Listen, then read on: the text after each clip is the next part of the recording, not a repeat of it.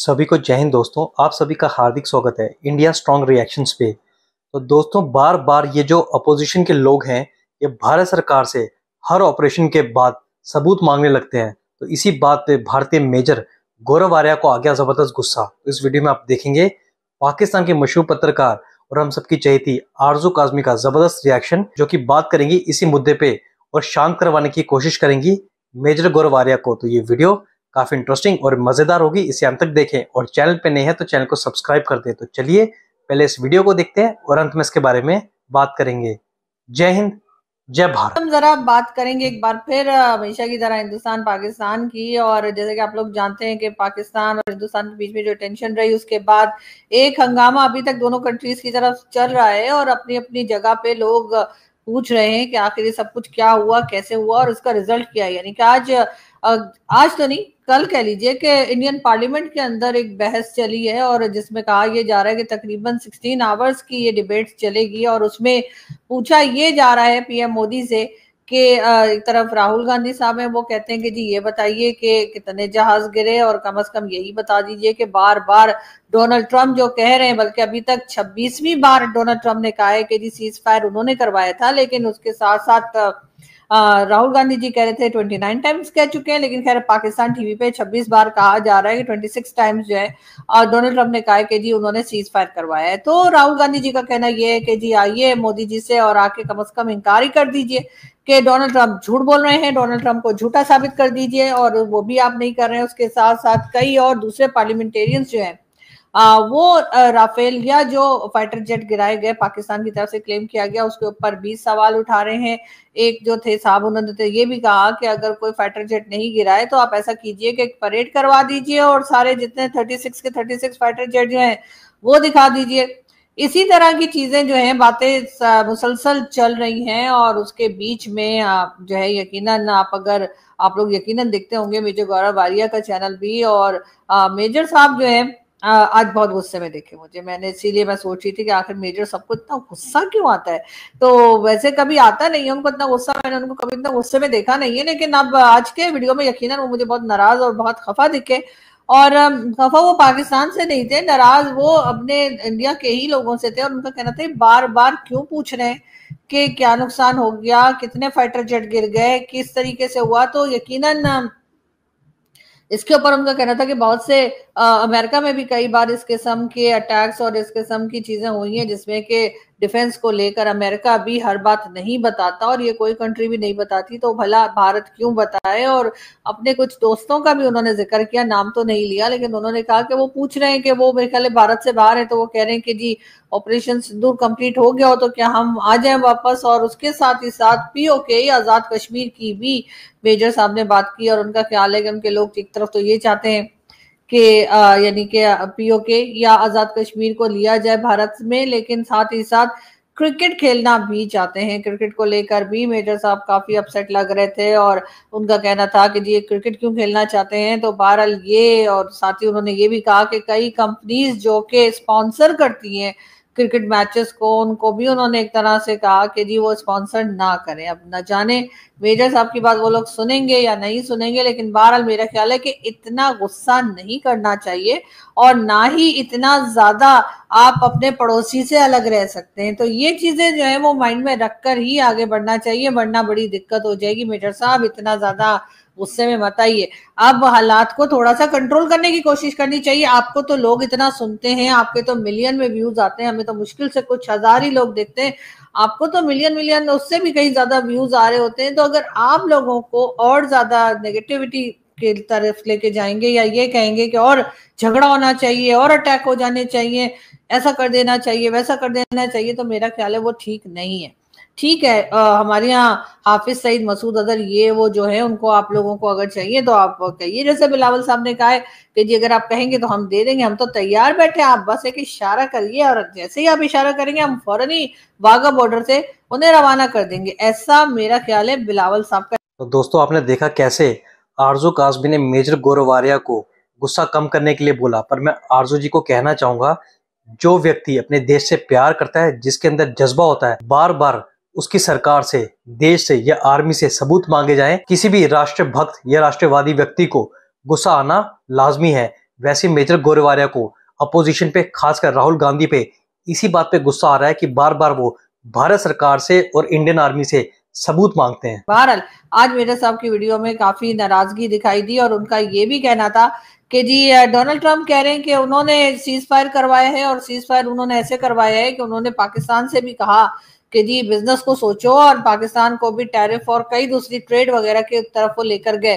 तो मेजर साहब का कहना ये था। गौरव जी ने कहा कि जी अब ये बताइए कि आखिर पाकिस्तान बनाता क्या है। तो मैं आपको ये बता दूं गौरव जी कि मुझे तो नहीं पता कि पाकिस्तान क्या बनाता है, वो लिस्ट में अभी लेकर नहीं बैठी हूँ, लेकिन हाँ एक चीज जो है वो आपको अमित शाह साहब बता देंगे और वो है चॉकलेट।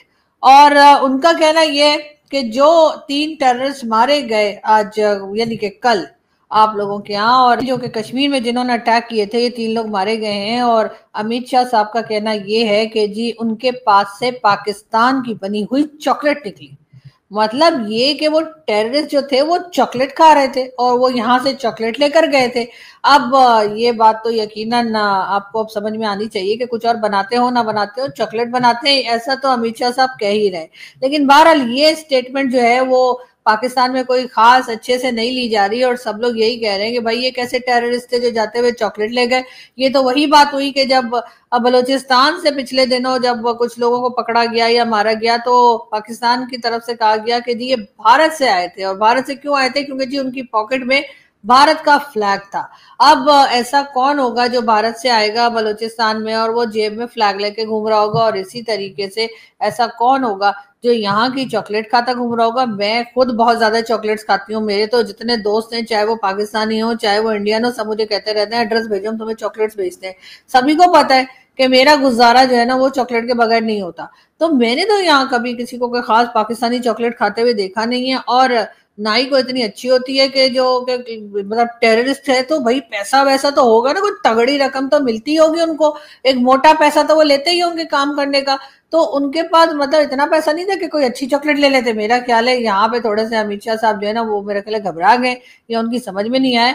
हाँ हो सकता है कि टेररिस्ट की जेब से चॉकलेट निकली हो, लेकिन वो जरूरी नहीं है कि वो चॉकलेट पाकिस्तान की बनी हुई। और ये भी कोई जरूरी नहीं है कि वो चॉकलेट खाते हुए जो है वो कार्रवाई कर रहे हो या चॉकलेट खाते हुए अटैक्स कर रहे हो। बात सारी यही चल रही है। और अब एक बार फिर एक नया मसला जो बन गया है वो उस चीज को लेकर बन गया है कि जी आखिर अब ये पार्लियामेंट का जो चल रहा है, सेशन चल रहा है और 16 आवर्स तक ये डिबेट चलेगी, उसमें फैसला क्या होगा।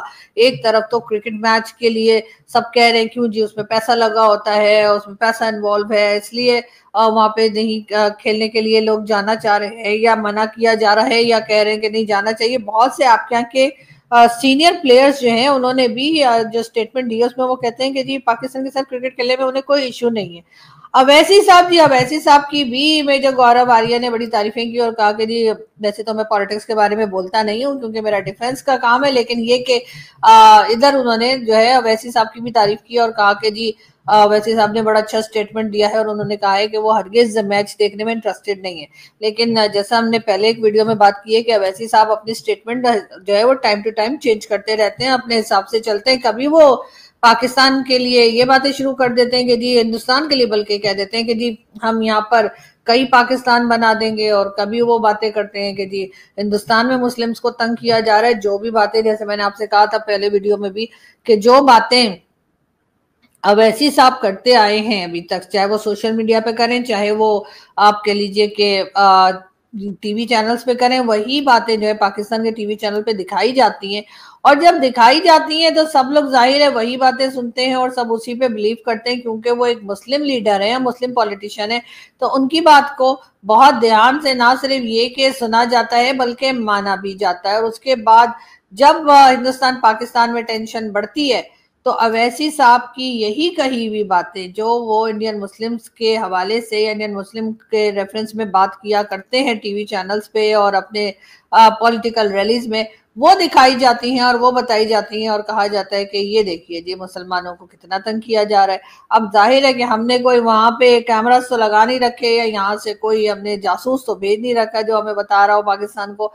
डेफिनेटली जो आपके यहाँ के लीडर्स बात करते हैं वही बातें सुनकर हमारे यहाँ के लोग एक राय या एक ओपिनियन अपना बिल्ड कर लेते हैं, और इसी तरीके से पाकिस्तान में जो कुछ होता है उसके लिए हमारा मीडिया, हमारे पॉलिटिशियन जो बात करते हैं, तो वहां के लोगों को भी हमारी ही बातों से, हमारे ही मीडिया के लोगों की बातों से या पॉलिटिशियंस जो होते हैं उनकी बातों से पता लगता है कि आखिर क्या हो रहा है और क्या चल रहा है।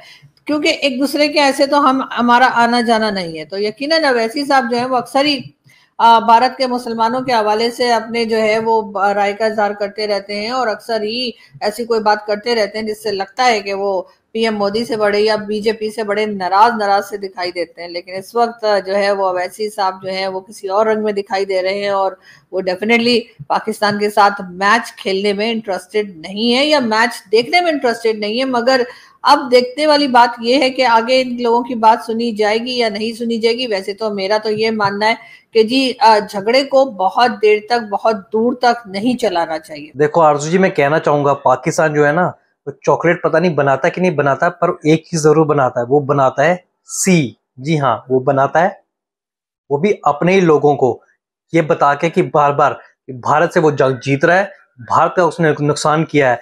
पर आटे की लाइन में लगे लोग इस बात पे यकीन भी कर लेते हैं, क्योंकि हम जानते हैं पाकिस्तानी दिमाग से कितने पैदल हैं। बाकी एक सिंपल सा फैक्ट है, चॉकलेट्स इसलिए दी जाती है, बड़े बड़े मिशंस में भी जितने भी लोग होते हैं उनको चॉकलेट्स दी जाती है, क्योंकि चॉकलेट इंस्टेंट एनर्जी का काम करता है। शायद ये बात पाकिस्तानियों को समझ नहीं आएगी। और बात की आपने ओवैसी की, ओवैसी पे तो हम भी भरोसा नहीं करते, पर पाकिस्तान को तो आदत है ना किसी भी दोगले के ऊपर भरोसा करने की। तो आप करिए, आपका ओवैसी आपको ही मुबारक। तो दोस्तों, आशा करता हूँ कि वीडियो को आपने अंत तक देखा होगा, और वीडियो अगर आपको पसंद आई है तो इसे लाइक और शेयर जरूर कर दे, और अपने विचार हमें कमेंट सेक्शन में लिखकर जरूर बताएं। और एक बार फिर चैनल पे नहीं है तो चैनल को सब्सक्राइब कर दें। जय हिंद, जय भारत।